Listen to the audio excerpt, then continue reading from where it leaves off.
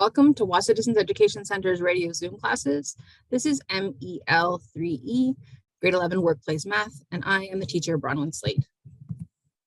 If you'd like to participate live today, you can call the Wahsa studio at 1-800-465-7144 or 737-4017. You can listen on the radio at 91.9 FM or on the television at Bell Express U channel 972. You're always welcome to join me live through the Zoom link that is available from your teacher and also from your DEC. Our classes are scheduled Monday through Thursday from 9 till 10 in the morning, and we are in our 7th week of our 9-week course. At this point, you definitely should be submitting work for marking to make sure you're on the right track and you're hoping to complete this credit this year. So the support questions, the ones marked with the pencil icons, are not for marking. So you just decide which ones to do and how many to do, depending on your needs. If you are understanding a concept, feel free to skip questions. You don't have to do them all just because they are there. But if you need more practice, that is totally okay as well. So just ask me and I will send you more practice. The key questions are the ones with the little key icon, and they are the ones to submit for marking. So please do all of these questions, showing all of your work, your steps, your thinking. This way I can give you credit for all of your understanding. And if you are making errors, it gives me information to help you figure out why you're making errors and if I can help you improve and learn. More information is better. There are 3 different methods for submitting your work. The first method is to scan your work and send it in electronically. You can scan your completed work through a smartphone or device. If you have an iPhone, you can use the Notes app. If you have an Android device, you can use the Google Drive app. Both have scan functions and they're fairly straightforward. This makes your file a little bit smaller and a little bit easier to send. If that doesn't work for you, it's totally okay to take a picture and send that to me as well. Many students do that. So either way is fine. Whatever works best for you is really fine. Then you can send it to me either through email to studentwork@nnec.on.ca and CC it to bronwyn.slate@nnec.on.ca. Or you can also send it to me through Facebook Messenger at bslatewahsa. The second method is to drop off your work in Sioux Lookout. So we have an outdoor mailbox at our building at 74 Front Street. We're the bright red building next to the post office, and we have a small white mailbox next to our side entrance. And then the third method is to hand your work into your DEC. Then your DEC can either send your work through the Express or fax it to 807-737-1732 or toll-free fax to 1-800-463-7852. If you'd like to connect with me through social media, both my Facebook and my YouTube channel have the name bslatewahsa. So if you want to friend me on Facebook or subscribe to my YouTube channel, then you'll get notifications whenever I upload one of our lessons. All of our lessons are recorded and I upload them to YouTube shortly after airing. So that's an easy way to access them and be able to review them when it works for you. There also are short videos explaining common errors and confusing concepts on my YouTube channel. Some of them apply to our course, some of them may not be relevant, but it's a good place to access if you're confused about something, to check out there first to see if I've addressed it before just doing a random internet search. If there's anything that you'd like me to add, I'm happy to do examples and add more videos as we go along. Math is an incredibly visual subject. So I strongly encourage you to access the videos. This is going to set you up for the most success. Listening is great, but seeing the whole picture and hearing what I'm saying is going to really make the most sense. So either joining me live through Zoom, even if you don't want to participate, but just being present so you can see works, or watching the replays on YouTube. If you can't do either because you don't have reliable access to internet, that is completely understandable. Just let me know and I can send you a copy of the recordings and then you can still access them and set yourself up for success. So if you have any questions or concerns, want to chat with me about anything, please reach out. My email address is bronwyn.slate, which is spelled BRONWYN.SLATE@nnec.on.ca. Facebook is bslatewahsa. The phone number at the office is 807-737-1488, extension 2209. You can also call toll free at 1-800-667-3703. My office hours are Monday through Friday, 9 a.m. to 4 p.m. So that is the easiest time to get me directly, though I do teach the first hour and the last hour of the day. So those times I'm not available. All right, today's lesson is another bonus lesson. So we talked a lot about loans and about borrowing money, but your booklet, your IEL booklet, doesn't talk about investing money and how you can earn money. And that I think is a little bit of a gap. So we have a bit of time, so I thought we would throw in this extra bonus lesson to understand investments. They can be really confusing. I don't understand them all. I don't get it completely, but I have a general understanding. So I thought I would share my general understanding today and go through it a little bit to help you have that information so that if you would like to invest, you have some information and that can set you up, hopefully, to get you started. So our learning goals are that at the end of this lesson, you will understand the various types of investments. You will understand what types of investments might be best for you, and you will understand how to make the most out of investments. You've met the learning goals because you know the difference between bonds, stocks and shares, mutual funds, GICs, as well as RRSPs, TFSAs, and RRIFs. You can explain risk tolerance and have an idea what type of investments are right for you. You can explain why time and regular payments increase the value over the overall value of a investment in the long run. Okay, but first let's activate our brain. Monday morning, we might be a little bit foggy and do some mental math. Hopefully by this time you know that I am not a believer in mad minutes and why I think that they're problematic. Really, they don't set students up for success and they don't generally give people tools that they can use in their daily lives. So instead, we work on developing tools and strategies that we can use in various situations depending on what our needs are and what our skills are. So our question today is 74 takeaway 36. And we're going to be using the strategy of adding up. So many people use this, particularly when they're dealing with money.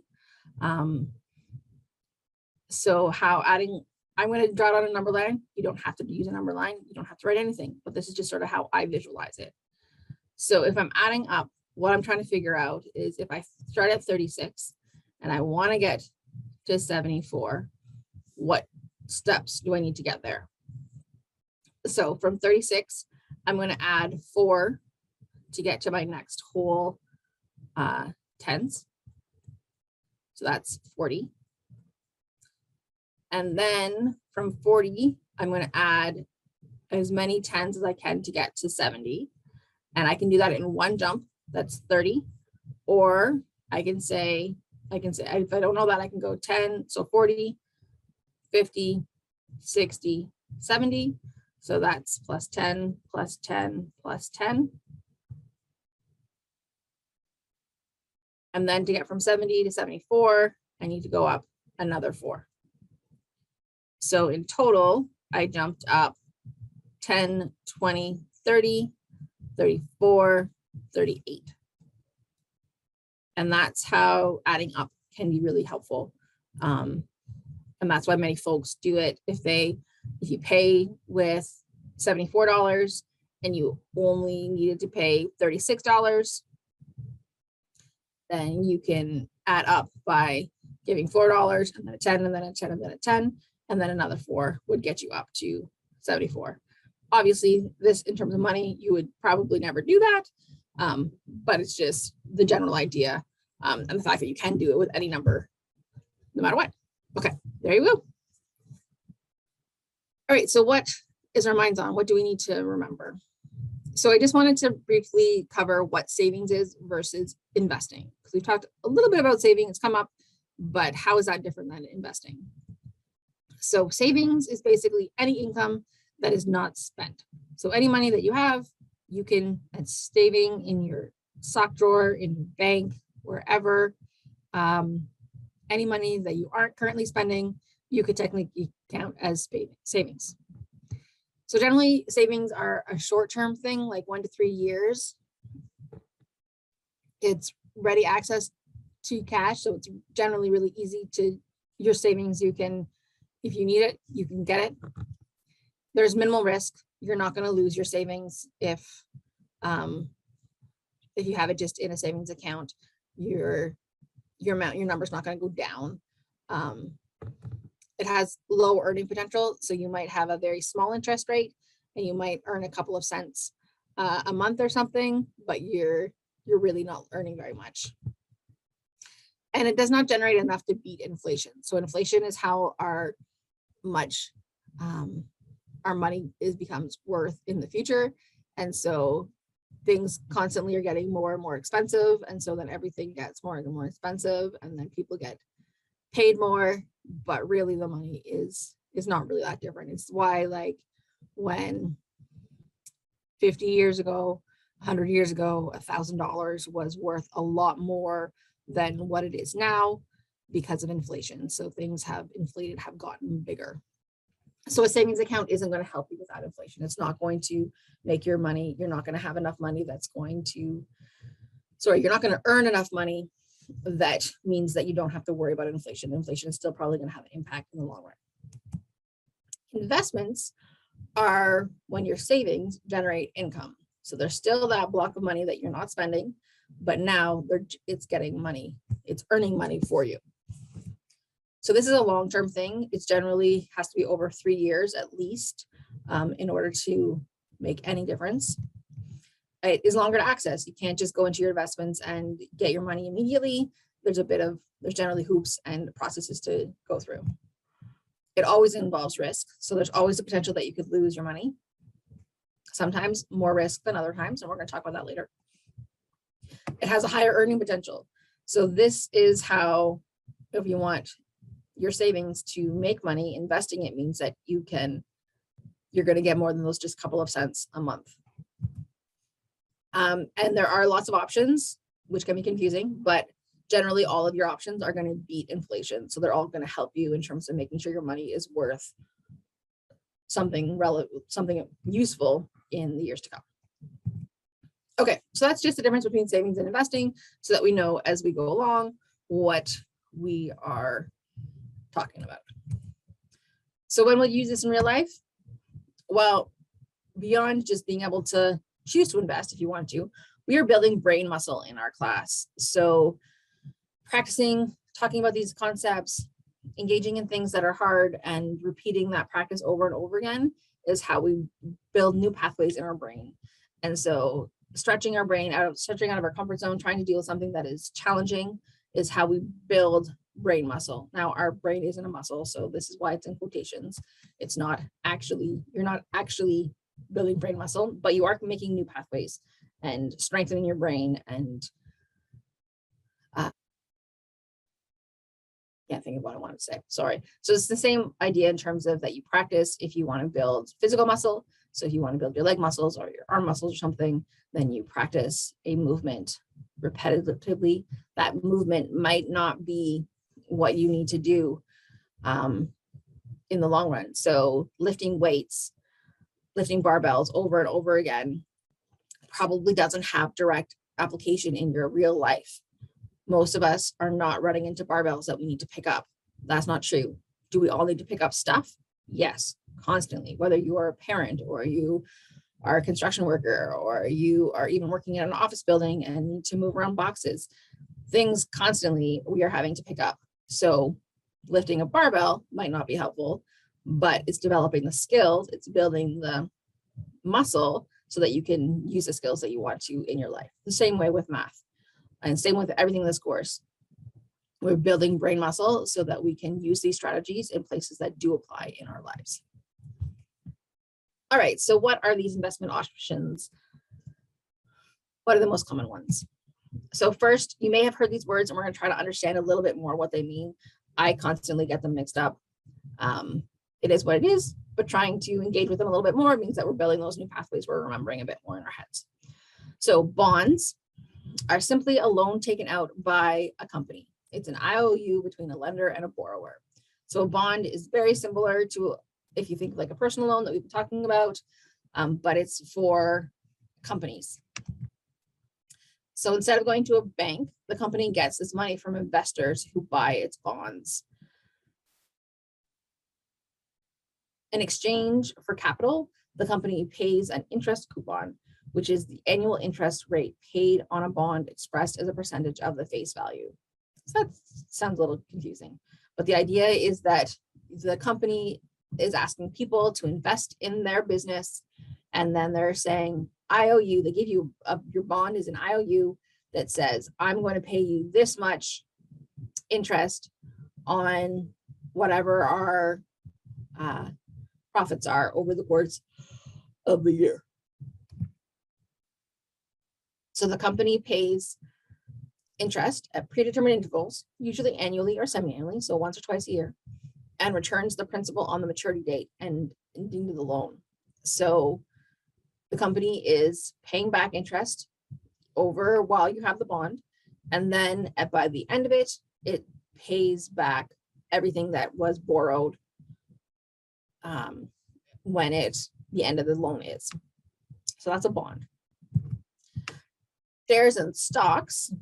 So a stock, also can be known as equity, is a security that represents the ownership of a fraction of a corporation.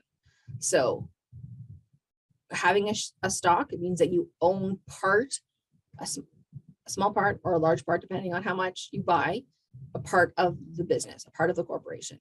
So this entitles the owner of the stock to proportion of the corporation's assets and profits equal to how much the stock they own. So if you own 50%, if you have a stock that is 50% ownership, then you are entitled to 50% of the profits and 50% of the assets.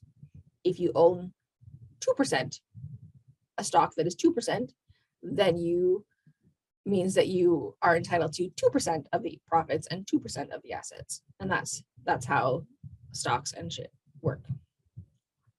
The units of a stock are called shares. So your shares are that 50% share or your 2% share. So corporations issue or they sell stock to raise funds to operate their businesses. The holder of a stock, a shareholder, buys a piece of the corporation, and depending on the type of shares held, may have claim to part of its assets and earnings.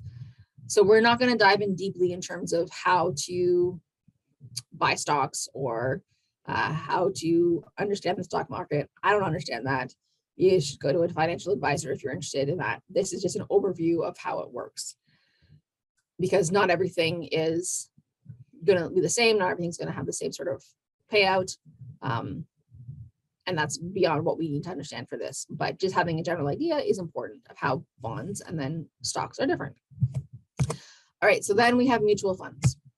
So a mutual fund is a type of financial vehicle made up of a pool of money collected by many investors to invest in securities like stocks, bonds, money market instruments, and other assets. So basically a mutual fund is a pool of money. That's what stands out to me the most, is that instead of doing it by yourself, you are pooling your money with people. You don't have to know the people. You go through a financial institution. So it's not like it's your office staff or your group of buddies. It's fine to not know them, but you're pooling your money with a group of people and then you invest. So now means that you have more money. And we know that if you invest more money, you're going to have a higher interest return overall. So the bigger chunk of money being invested in the stocks and the bonds that we just talked about, then that means that you get a higher interest rate, you get a higher income back. And that's why mutual funds make sense. Mutual funds are operated by professional money managers who allocate the fund's assets and attempt to produce capital gains or income for the fund's investors. So this is, again, why you don't have to understand it all. You just give your money to somebody who is a professional and say, all right, I'm investing in a mutual fund. This is the type of businesses I'm interested in. Personally, I opened up an RESP for my kiddo in terms of a registered education plan. And so that's a type ends up investing in a mutual fund. And I said that I wanted it to be ethical. So I wanted to make sure that I was investing in ethical companies, and there were not a lot of options. But there were. And so that wasn't the first option that I was given. I was given something that was like, they thought that was the best option for me. And I said, okay, but this has companies that I don't want to support. And so I told my money manager, the banker that I was talking to, that I didn't want to support those companies. And so that I wanted to have I wanted to have a mutual fund that we only supported ethical businesses. We only invested in ethical businesses. And so they found me portfolio is what they call it, but a collection of investments that were ethical, have been deemed as ethical investments. And that's where I put my money to invest in order to grow an education fund for my kiddo. So that's just how that sort of works. You get to have some say, but you don't have to have all the understanding. Unlike stock, mutual fund shares do not give its holders any voting rights. So though we are investing, though maybe we are buying stocks as part of the mutual fund, we're not owning part of the corporation. We're not shareholders in the same way. That means that we get to vote and be part of the decision-making of those companies. Right, and the last one is the GIC, which is a guaranteed investment certificate. So a GIC is a safe and secure investment with very little risk. You don't have to worry about losing your money because it's guaranteed. So it's like a savings account that you deposit money into and earn interest on that money. The difference is that you need to leave your money in a GIC for a specific period of time. So a savings account, you can put money in and take money out every day if you wanted to. A GIC, you commit to a term, 3 or 5 years, something like that. And you say, okay, I'm going to leave this money here. And that means that they can invest that money for a period of time and they know it's going to be there. And they guarantee to give you your money back, and then as well as the interest. So terms last anywhere from a couple of months up to 5 years. And if you take it out early, you pay a penalty. So the longer the term, the more interest you pay. So that's how these work. So that the fact that you pay a penalty if you take it out means that it's your money, but you're going to be charged a fee, a penalty. So if you choose to do that, so that helps dissuade people from doing it. Okay, so those are the general types of investments that you may have heard before. Hopefully you can understand them a little bit, how they're different and how they might be beneficial. All right, so now let's talk about taxes and investments, because that can be something that we can hear a lot as well.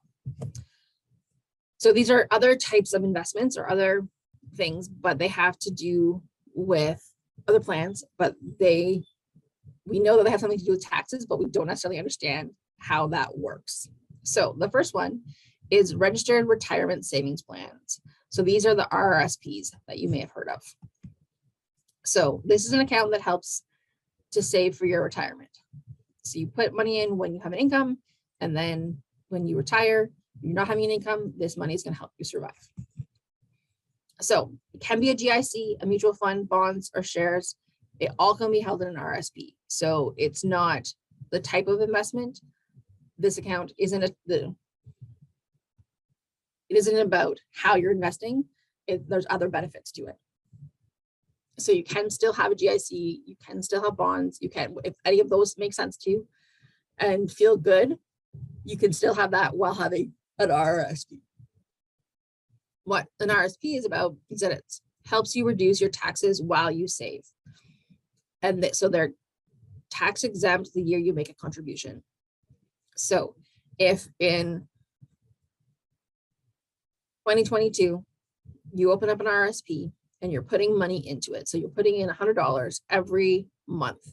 So that means that over 12 months, you put in $1,200, $1,200 into your RSP.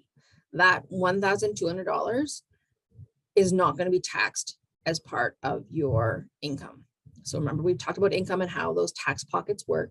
So you're taking $1,200 out of those pockets and putting it in an RSP, and it means that you don't get taxed on that amount of money when you put it in. So anyone who earns an income and files a tax return can open an RSP at any time. Okay, so what are the pros and cons? So the pros are that contributions and tax and interest are not taxed. So while you're putting money in and while that interest is growing, you're not paying any tax on it. So this reduces your taxable income. So it means that you could go from 2 pockets down to 1 pocket instead of having to pay a higher interest, a higher tax rate on that money that is in that second pocket. If you are putting all of that money in an RSP, that's still your money. You're putting in an RSP, saving it for later, but you're not going to get taxed on it. And that's what it means by reducing your taxable income. You can withdraw your money from your RSP to fund your first down payment if you're buying a house. And your RSPs are protected from creditors. So if you are struggling with debt and people are taking your money because you owe them money, an RSP is protected from that. Okay, so those are the pros. The cons are that your RSP's withdrawals are heavily taxed.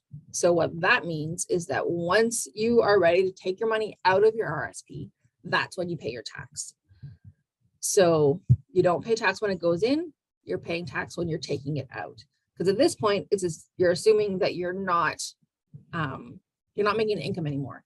So that's why they're taxing it at that point. However, the tax rates can be high. I don't know them exactly, but that is just how that works. Withdrawals are not added back to your contribution room. You have a certain amount you're allowed to add in or contribute every year. When you take the money out, that doesn't mean you can add in, like if you take $500 out of your RSP, that doesn't mean that year you can contribute 500 more. That means that you're just taking money out. That doesn't change your limit. Your contribution limit is based on your income. So that means that you, depending on how much you earn, sets how much you can contribute. So that can be challenging if you're trying to save, but they decide that you are only allowed to contribute a certain amount because of what they know about your income. And then you must close up your RSP by age 71. So once you are 71, you can no longer have an RSP. You don't have to take the money out and use it, but you have to transfer it to something else if you are not going to take the money out. It just means that you can't put money back in. So you can't put any more money in. So you can continue how the RSP means that you can access it and you can set up regular payments so that it comes out, but you can't put any more money in. So if you want to keep investing and put more money in once you're 71, you need to do something different. And that's an RSP, general overview. All right, so now let's talk about a tax-free savings account, so TFSA. So a registered tax advantage savings account. So what it means is that the contributions to a TFSA are not deductible on tax incomes. So that means that when you are putting money into a TFSA, you don't get to take that money out of those pockets when you're doing your calculations for taxes, for income tax. So you're still paying tax on it, even though you're saving it. But the interest that you earn is tax-free. So you're not paying taxes on the interest. The limit for 2022 is $6,000. And any resident of Canada who is 18 or over and has a valid social insurance number, who also earns an income and files a tax return, can have a tax-free savings account. So when it says tax-free, what that means is that the interest that you're earning is tax-free, not the contributions that you're making. Again, pros and cons. So the pros are that it's tax-free investment income. So you're not ever going to pay taxes on the interest. Whereas with the RSP, right, when you take the money out, the interest that you earned, you get taxed on it because you're just taking the money all together. They don't distinguish between if it's principal or interest. Pros are that it's easy to withdraw process. It's easy to take your money out, whereas with an RSP, that is a bit more complicated. Your contributions room is not determined by income, so the limit is the same for everybody. And unused contributions room never expires.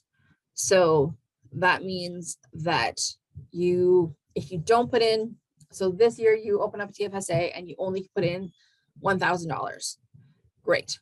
That means that next year in 2023, you get a new limit of $6,000. You can put in $6,000, but the $5,000 that you didn't put in this year, you could put in now. So you could put in another $5,000. So you could put in $11,000 in 2023. so that you can roll over. So if life is rough and you're able to open up TFSA and you're able to do it for a period of time, but then you have to stop making contributions, then if you just leave it open, then all of those limits roll over in future years, so that maybe as things change, you might be able to add in more money later on. Cons of a TFSA is that your contributions are not tax deductible. So when you take the money out, you don't go with taxes, but you pay taxes on when you're putting the money in. There's no grace amount for over contributions. You can't put more money in than the limit. In an RSP, you can, it just changes things a little bit, but a tax-free, once you hit that $6,000, you hit that $6,000, you can't put any more money in. It's not protected from creditors. So if you're owing people money and you have a TFSA, they can make claims to it because they can say, hey, you owe us money. You got savings sitting there. You got to pay it to us. And then also the withdrawal process is too easy. So that can mean that you're not just letting your money sit there and save it. So with an RSP, it is harder to get your money back until you are actually retired. With a tax-free savings account, it's easy to be like, oh no, I really need this thing. I'm just going to use my tax-free savings account. So which can be challenging for some folks. Great. And then we have a registered retirement income fund, an RRIF. I had never heard of this before, so this one might be new for you. This is a retirement fund similar to an annuity contract, which pays out income to one or more beneficiaries. So what this means, because that's a lot of words that you may not know, is that you are still investing your money's still investing, it's still earning income, but it's paying out payments to you for a certain period of time. So you're saying instead of you're retired, you're not making your income anymore, but you have this RRIF, and so there's money there, and so it's paying out a certain proportion of that amount of money every month, so that you have that as incoming as income. And it can be so that's the annuity contract part, is how it's making payments out to you at a set period of time for a set amount. The beneficiary part, it can be you, or it can be somebody else that you decide that to if you are no longer living. So it means that your income, your investments don't just disappear. It means that your spouse, if you have a partner or a spouse that you have listed as your beneficiary, they can benefit from this as well. If you have children or people in your life that you are setting as your beneficiary, you can say, okay, once I die, I want this income to go to these people. And then this investment will pay out to them on whatever your set timeline is. So often how this works is that owners of RSPs roll over their balance. So if they want to continue to invest, they want it to continue to grow, but they turn 71, they can't do an RSP anymore. They're going to shift it from an RSP to an RRIF. Earnings in an RRIF are not taxed, but payouts are considered income for the beneficiary and therefore taxed. So the same idea with an RSP is that it's not taxed going in, the interest is not taxed, but when it comes out, it gets taxed. And then the other thing is that you must take out a taxable minimum amount each year. So when you have a registered retirement income, you have to take out money. Money has to be coming out. There's a minimum amount that has to be paid out every year. So you can't just save forever. It has to come out. So the pros and cons are, so while you have to take out a certain amount each year, there's no maximum amount limit. So you can take it all out if you wanted to, or you could take out half or whatever you decided to, what you want that maximum amount to be, or what that payment to be. You get to decide that as long as it's over the minimum amount that they set. So if your spouse is younger, this reduces your mandatory withdrawal amount. So I don't understand that completely, but it changes your minimum if you have a spouse who's on your fund. and then that reduces the amount that you have to take out. You can leave it to your spouse tax-free, and you grow your savings tax deferred. So your savings are grown, but again, that just, you're pushing the tax off until later. The cons are that yearly payments must be withdrawn. So that means that your investments are depleted every year. So you're not earning as much because you are taking money out. The government and your age dictate minimum payment amount. So you don't get to decide. You have to take out a certain amount, and they get to decide. So you can't be like, oh, I'm only going to take $2, and that doesn't really change my effect of my investment. No, they said what that has to be. And you're greater than your minimum amount, it's subject to a withholding tax. So if you take out more money than the minimum amount, that has a withholding tax that is applied to it. So again, these can be confusing. I still totally don't understand it all, but it gives you a little bit of an overview of how these types of funds and programs work if you're choosing to invest. So now we know the different types of investments. We know some different plans that are tax-free to help improve our investments. Now let's talk about risk tolerance. So risk tolerance is how much your financial fluctuation you can stand over time. So your ability and your willingness to stomach a decline in value of your investments. If you invest, there's no guarantee that your money is only going to grow. You could lose money. Many folks do. You don't get to control that. So depending on if you're able to deal with that, or if that causes you too much stress, that changes your risk tolerance. So there are various key factors: your financial situation, the type of investor that you are, your time horizon, so how long you're able to invest, and the purpose of your investment, what your goal is. That is all going to change your risk tolerance. So if you are an aggressive, if you have aggressive risk tolerance, that means that probably you're market savvy. So you probably understand the market, you understand investing fairly well, you're fairly comfortable with that. I am not aggressive. I don't understand it as well as I would like, or as well as would make me comfortable to be able to have high risk tolerance. So people who are aggressive reach for the maximum returns. They want to make the most money as possible, but they also have the most risk because they are investing in things that could grow a lot, but also they could lose a lot. Then we have moderate. So you're able to accept some risk. This is sort of a balanced approach. Generally, you're investing for 5 to 10 years. So it's long enough that you can deal with some ups and downs, but not necessarily super long. This is probably where I fall in, I would think. Then you have conservative, where you want little to no volatility. You're unwilling to risk your principal. So you really don't want, losing money is going to stress you out way too much. So you want to earn a little bit because you want your money to earn income, but you really are not okay with losing any money at all, which is reasonable. Totally. All of these, there's not a good one or a bad one. Different people are different. Different things work for different people, and that is totally okay. There's not a better one or a worse. So the options for investing your savings are continually increasing, but every one of them can still be categorized according to 3 fundamental characteristics: safety, income, and growth. Let's understand those. So safety is investing in government-issued securities in stable economic systems. So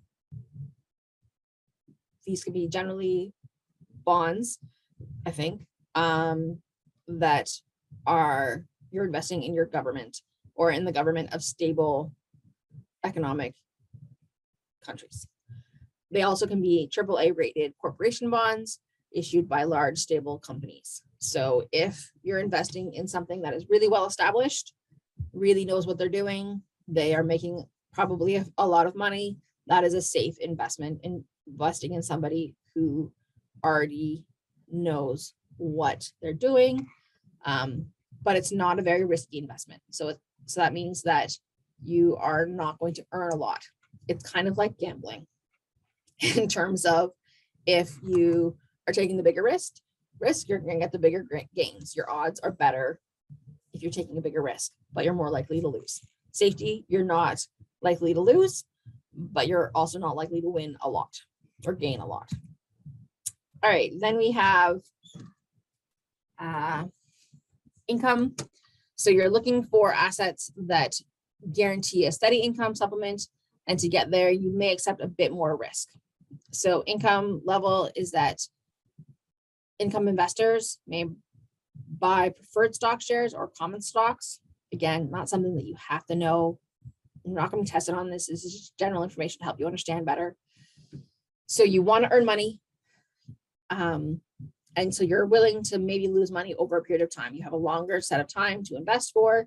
And so you can deal with a little bit of ups and downs because you do want to have some steady growth.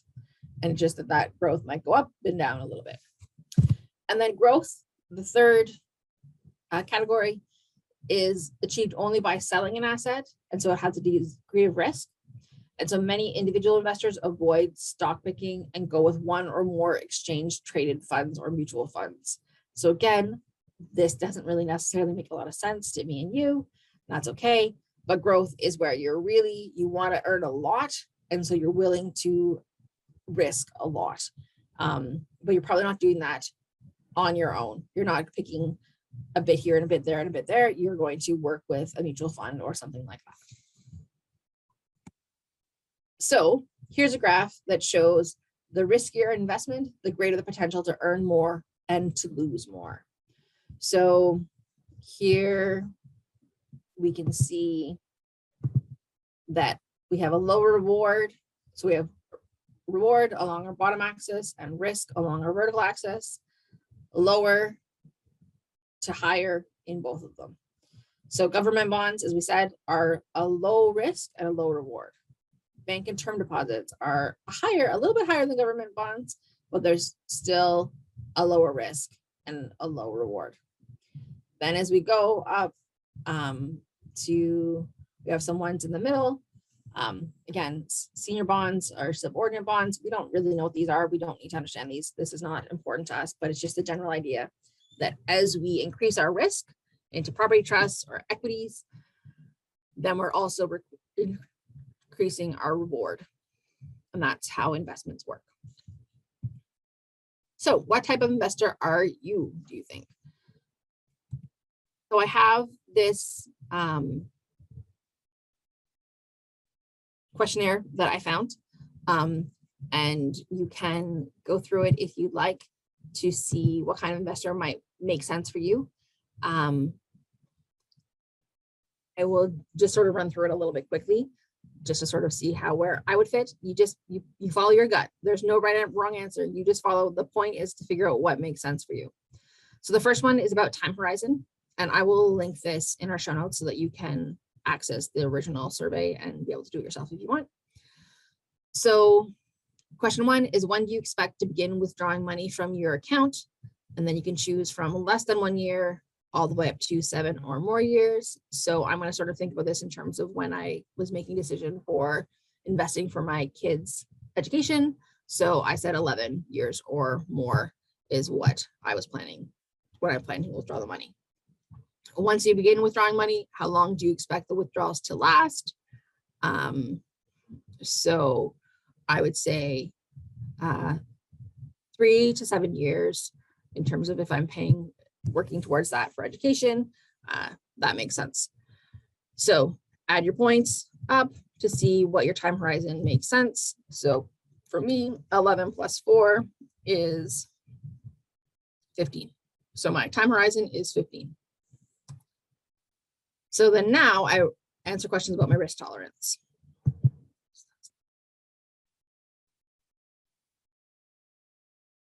So inflation, so number 3, inflation can make your purchases more expensive in the future. If inflation is high today, you will have to pay more for the same items tomorrow. Which is the following counts is most consistent with your investment comfort? So A, account 1 will most likely beat it long-term inflation by a significant amount and has high risk. Account 2 will most likely beat long-term inflation by a moderate amount and has high to moderate risk. Account 3 will most likely beat inflation by a small amount and has moderate risk. And account 4 will most likely match long-term inflation and has low risk. So I say that I like account 3 that will beat inflation by a small amount and has moderate risk. Number 4, the following statement describe the most likely profit as well as the chance of loss of $10,000 invested for 1 year in 4 hypothetical accounts. Please select a statement that in which you are most comfortable.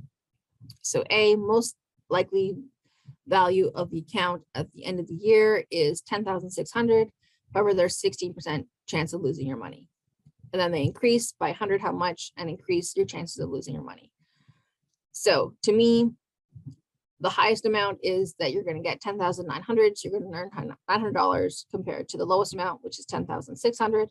So you earn $300 more, but your risk goes from 16% to 28%. So your risk goes up by 12%. It almost doubles, not quite, but almost doubles. So to me, I feel like, that's not really worth it. Those levels, I'm going to say A, that earning a little, but only 6% chance of losing your money. Then you just continue through this. I'm not going to go through every single question just in terms of the sake of time. So I think when I did this before, I liked that the balance of moderate levels of risk with moderate levels of profit for number 10, for number 5. For number 6, I liked that I would, if it wasn't, if I was losing money and I still had 10 years until I retired, how would I react? I think that I would wait at least a year before changing my investments, something less risky. Then here, in terms of how much profit versus how much loss, I'm going to look at, to me, I look at these in terms of how much the difference is, just how I look at it. Again, I don't know what I'm doing. And I liked the B, account B feels good to me. And number 8, I'm comfortable with investments that may frequently experience large losses in value if there's potential for higher profits. And I say I disagree. I don't want large losses. So then now we add up our totals. And so I have 6 plus 0 plus 10 is 16 plus 10 is 26 plus, well, 12 plus 8 is 20. So at 26 plus 20 is 46. So then there is a matching your score at the end of this. So my time horizon was, I believe it was 15. 15, and my risk tolerance was 26. So that tells me I can then look at this chart. So my time horizon was 15. So that falls in this top, this one up here. And my risk tolerance was 26. So that falls into here. And so I get a moderate conservative would be their suggestion. So then they tell me what a moderate conservative portfolio is and how that might be a good balance. The last time I did this, when I was preparing this lesson, I fell into the moderate portfolio. So it depends on the day where you might fit. Oh, but it's not 26, it's 46. My bad. That's why I'm like, why is that so different? 46, because I forgot. So that doesn't fall in there. It seemed awfully different. 46 falls into this one here. So that gives me moderate. Moderate portfolio right in the middle is kind of where I sit, but that tells you more. So you can look this if you want to. I will link it and you can check it out. Okay, so then a couple of investment tips before we wrap up. So the effect of time overall. So there's an old saying that the best day to start saving for the future was the day you were born. The second best day is today. So it's best to do it for a long period of time as long as you can. But if you didn't do that, because you probably didn't, then the best day is to start today. It's better to start today than it is tomorrow. So interest is capable of delivering far more growth than contributions once your time horizon stretches beyond 10 years. So after 15 years, the effective interest alone is approximately equal to that of contributions. After 23 years, interest has provided approximately double the wealth delivered by contributions. As the time frame stretches so that the effect multiplies, with interest responsible for triple the amount at 30 years and 9 times by 45 years. So if you can invest for long, it's going to increase your money a lot. So this is because interest is earning on interest. So here is a graph that you can see that how it works is that this red is just your contributions earning interest. So it's increasing, definitely over 50 years it increases. But if your compound interest, so thinking back to lesson 9, compound interest earning on interest, after 10 years, it just grows exponentially, so fast. At 20s, it's a little bit more.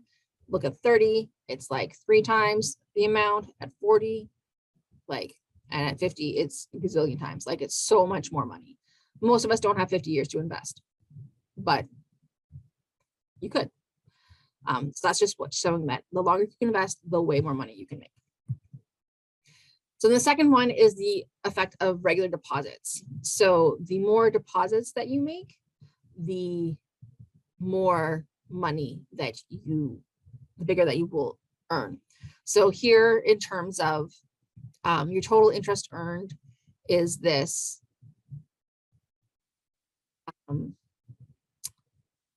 darker one, but the value of your investment, because you've been putting in those monthly payments, is much higher.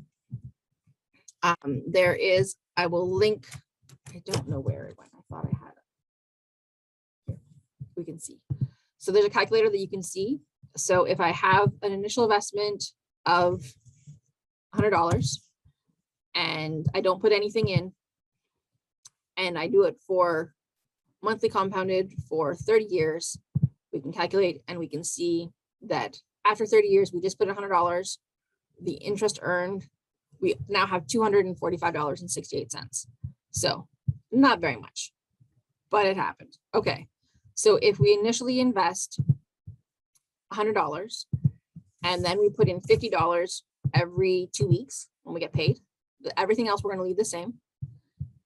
And now we calculate that just by putting in that $50 every 2 weeks.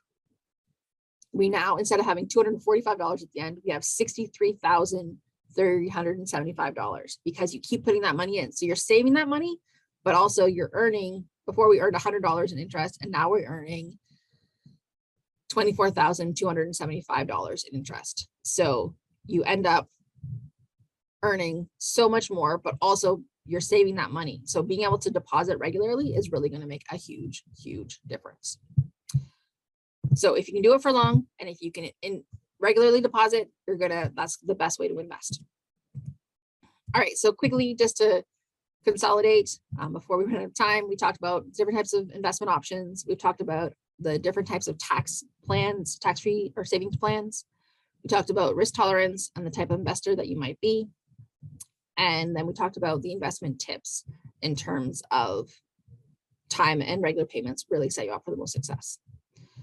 So hopefully you know the difference between bonds, stocks, shares, mutual funds, GICs, as well as RSPs, TFSAs, and RIFs, that you can explain what risk tolerance is, and that you can explain why time and regular payments increase your overall value. That's going to make a huge difference. So as always, if you have any questions, please reach out and connect with me. I am here. I know this isn't in your IEL booklet, so you don't have to answer questions on these ones, but this just gives you some information to help prepare you for life. And if investments are a good thing for you, hopefully you have some more information. Thanks so much for joining me. I hope you have a lovely day. Miigwech.